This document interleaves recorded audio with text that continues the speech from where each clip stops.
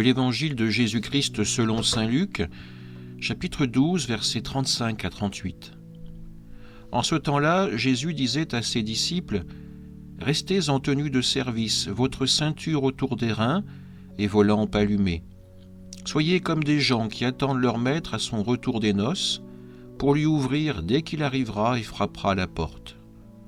Heureux ces serviteurs-là que le maître à son arrivée trouvera en train de veiller. Amen, je vous le dis, c'est lui qui, la ceinture autour des reins, les fera prendre place à table et passera pour les servir. S'il revient vers minuit ou vers 3 heures du matin et qu'il les trouve ainsi, heureux sont-ils. » Acclamons la parole de Dieu. Aujourd'hui, l'Évangile nous invite à rester en tenue de service avec nos lampes allumées.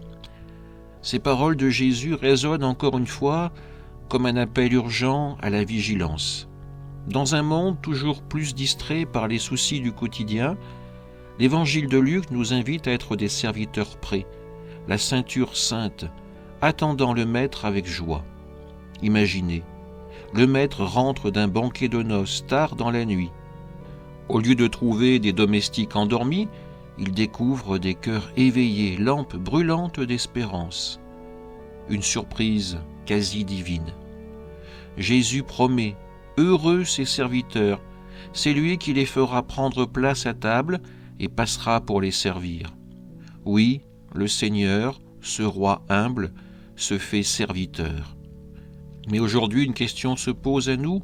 Que signifie veiller ?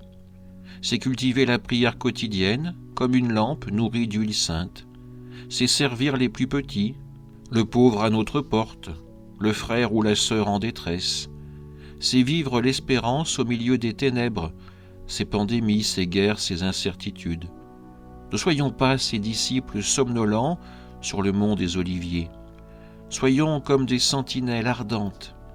Frères et sœurs, ceinturons nos reins de charité, allumons nos vies à la lumière du Christ. Quand il frappera, il nous servira ensuite à sa table éternelle. Heureux sommes-nous si nous veillons. Amen.